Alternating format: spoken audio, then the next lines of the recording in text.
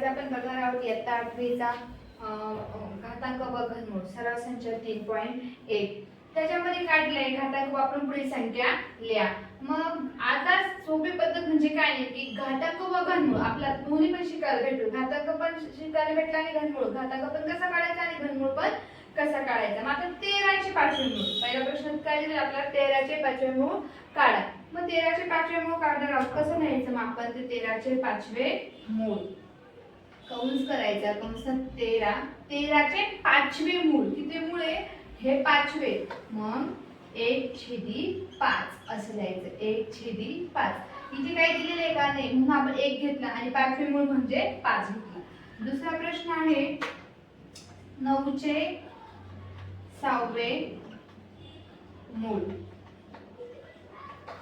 9 चे 6वे मूळ मग इथे कसं लिहिणार आहे आपण 9 कंसामध्ये 1 वरती आणि खाली किती 6 1/6 म्हणजे 9 चे 6वे मूळ।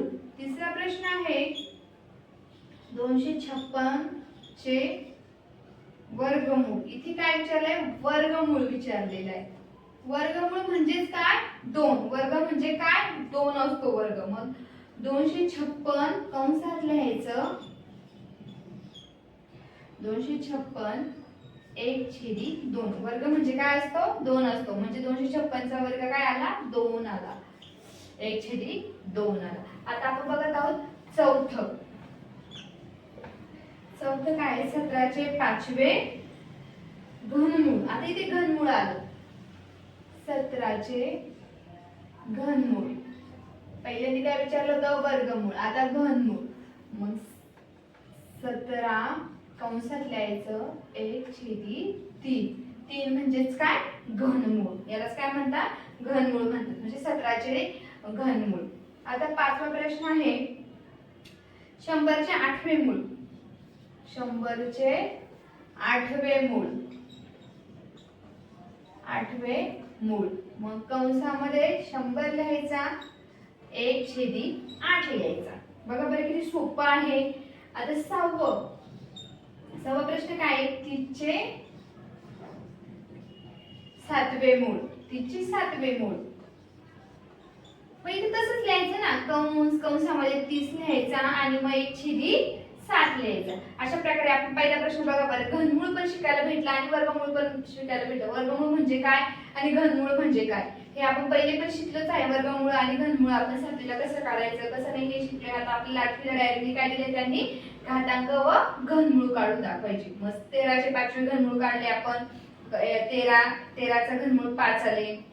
इथं 9 चे 6वे मूळ इथे 256 चे वर्गमूळ इथे 17 चे घनमूळ इथे 100 चे 8वे मूळ आणि 30 चे 7वे मूळ। जेव्हा 7वे 8वे असतं इथे जो नंबर अक्षरात लिहिलं असतं 8 आणि 7 जे असेल ते तिथं तशीच ती अमाउंट घ्यायची बाकी चेंज काहीच करायचं। जेव्हा फक्त घनमूळ आणि वर्गमूळ विचारला जातो जेव्हा वर्गमूळ विचारला जाईल तेव्हा 2 लिहायचं आणि जेव्हा घनमूळ विचारला जाईल तेव्हाच 3 लिहायचं।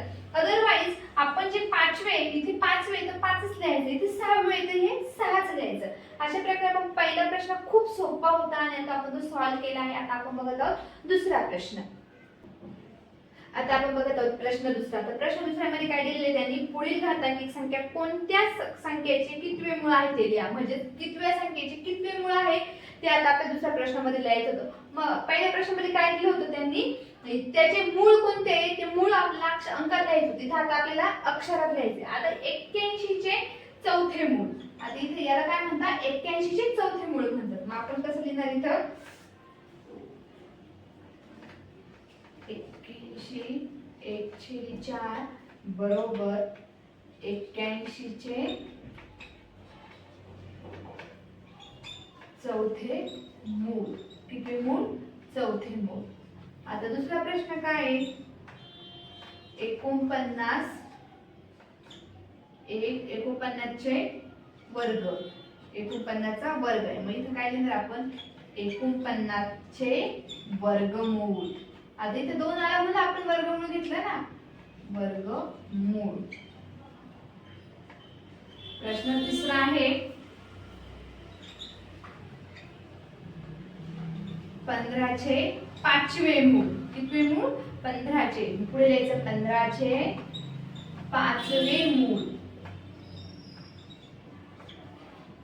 चौथा प्रश्न आहे आपला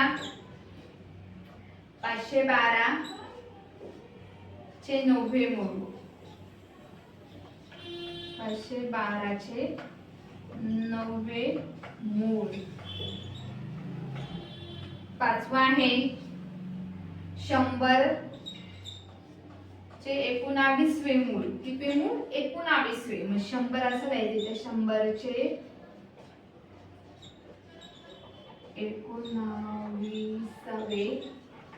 19वे मूळ. आता 6वा आहे 6 चे 7वे मूळ. कितवे? 7वे मूळ. 6 चे 7वे मूळ. अशा प्रकारे आपण दुसराही प्रश्न बघा किती सोप्या पद्धतीमध्ये सॉल्व्ह केलेला आहे.